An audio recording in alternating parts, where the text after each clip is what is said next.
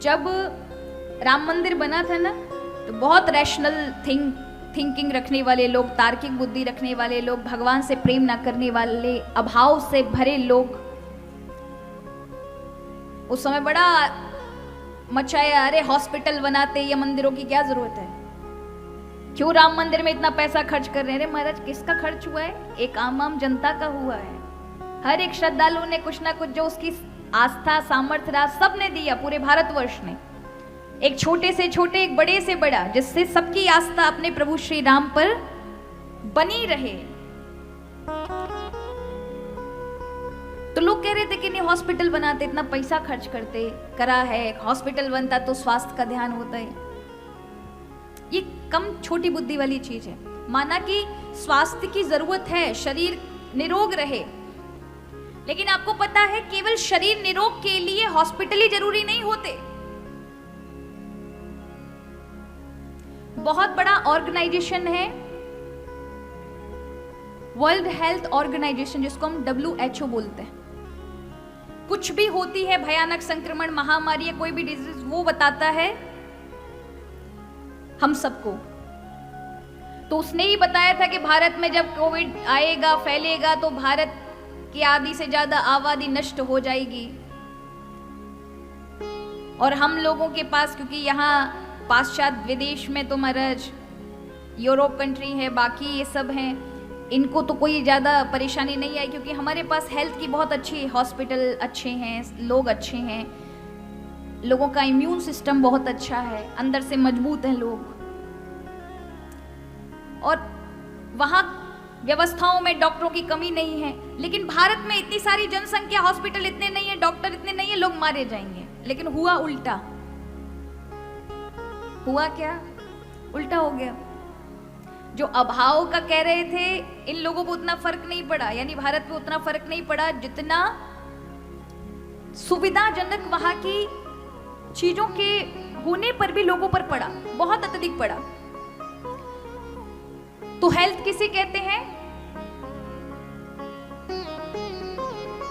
यानी शारीरिक बीमारियों से मुक्ति केवल शरीर से पाई नहीं जाती। वही WHO कहता है, परिभाषा देते हुए, कि हेल्थ किसे कहते हैं? शारीरिक, यानी केवल और केवल फिजिकल नहीं, स्पिरिचुअल भी होती है, मेंटल भी होती है, सोशल भी होती है। यानी हम सभी को, हमारे केवल बाहरी रूप से अगर हम बीमार हैं तो इसे बीमारी नहीं कहेंगे, ये तो एक शारीरिक है। इसके साथ मानसिक बीमारियां होती हैं, सामाजिक बीमारियां होती हैं, आध्यात्मिक बीमारियां होती हैं, और इन सब पे जब तक काम नहीं होगा तब तक आप बीमारियों से दूर नहीं हो सकते। राम मंदिर क्या है? मानसिक बीमारियों को दूर करने की दवा। ये कथा क्या है? सामाजिक मानसिक बीमारियों को दूर करने की दवा, जो आपको हॉस्पिटल में नहीं मिलेंगी। इसलिए प्राय हमारे बुजुर्ग कभी तीर्थ यात्राओं में कुछ करते थे तो हमेशा धर्मशालाएं बनवाते थे। वहां कोई धर्म नहीं सिखाया जाता था, लेकिन धर्मशाला का मतलब है ये जताने के लिए कि तुम्हारे मानसिक चीजों पर असर पड़े, तुम समझ सको कि 4 दिन के हम सभी मेहमान हैं। जैसे 4 दिन तक रहना पड़ता है, फिर खाली करना पड़ता है, फिर कोई आके बस जाएगा, उसी प्रकार संसार में हम आए हैं।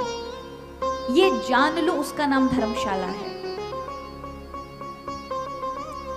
तो ये कथाएं हमारे सामाजिक मानसिक विकारों को दूर करती है। और याद रखिए, शारीरिक बीमारियों से ज्यादा मानसिक बीमारियां होती हैं। मानव विज्ञान बहुत आगे बढ़ रहा है। आज हर चीज सबके लिए हाथों हाथों में आ गई है। किसी को उतनी मेहनत नहीं करनी पड़ती, इतनी सुख सुविधाओं में सब रहने लगे। किंतु क्या मन के राक्षसों को खत्म करने का कोई भी ऐसा आधुनिक मशीन बनी कि भीतर रहने वाले राक्षसों को पहचान लिया जाए? राक्षसों, जो अंदर रहने वाले, स्वार्थ से लोगों को परेशान करने वाले, ईर्ष्या करने वाले, दूसरों को कष्ट देने वाले, अपने भले के लिए दूसरे को नुकसान पहुंचाने वाले, इन राक्षसों का कोई मशीन ऐसी बनी हो जो उनका अंत कर दे, स्वभाव को बदल दे, नहीं, उसके लिए तो महाराज भगवान के मंदिर हैं, अध्यात्म है, इसकी आवश्यकता पड़ेगी और हमेशा पड़ेगी, हमेशा पढ़नी। हम मनुष्य, एक और बात है महाराज कि हम एक बार को भगवान को नहीं भी मानेंगे ना, चलेगा, लेकिन मनुष्य का मनुष्य के बिना नहीं चलने वाला, नहीं चलेगा। आज हम सब अलग अलग हो गए हैं। लोगों को लगता है परिवार में रहते इसलिए लड़ाइयां होती हैं ना। जिनको लड़ने का स्वभाव है वो सब घर से न्यारे होकर अलग अलग रहेंगे तो भी लड़ेंगे। अब परिवार वाले नहीं है तो पति पत्नी लड़ेंगे, खूब लड़ेंगे। जिनका लड़ने का स्वभाव है वो कभी नहीं रुकने वाले। और याद रखिए महाराज, प्रेम में ही सब कुछ है। प्रेम में जरा विचार करें, पूरी सृष्टि का विनाश हो जाए, केवल विचार करो, सिर्फ आपका परिवार रह जाए इस दुनिया में, सिर्फ आपका। दुनिया की सारी गाड़ियां आपकी, दुनिया के जितने भी बने हुए मकान आपके, सारे आभूषण आपके, सारे कपड़े आपके, बड़े बड़े शोरूम में जाइए, कोई मनुष्य नहीं बचा, सिर्फ आपका परिवार, आपकी पत्नी, आप और आपके 2 बच्चे। अब आभूषणों के ढेर है, आपके पास गाड़ियों की लाइन है, जितने भी जहां जाओ, जिस भी बंगले मकान किसी में रह सकते हो, सब पे आपका अधिकार। अच्छा लगेगा?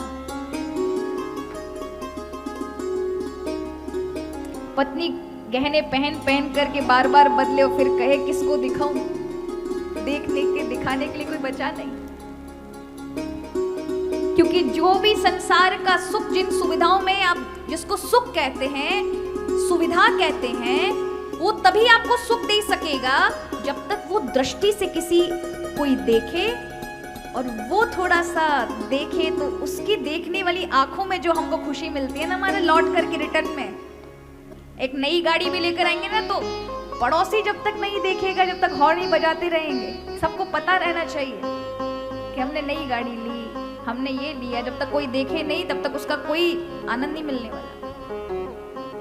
तो सुख सुविधाओं का भी सुख हमें व्यक्तियों से होके तब मिलता है, और कोई देखने वाला ना हो, ये सुख सुविधाएं भी खुशी नहीं दे पाएंगे, ना ही दे सकते। इसलिए मनुष्यों की हमेशा आवश्यकता पड़ेगी। इसलिए एक दूसरे से बनाकर रखो, प्रेम से रखो महाराज, ईर्ष्या क्यों? और यही कथा, यही मानसिक बीमारियां हैं, यही आध्यात्मिक बीमारियां हैं जो हमें मानव नहीं बनने देती, ना हमारा जीवन सुख से रहने देती।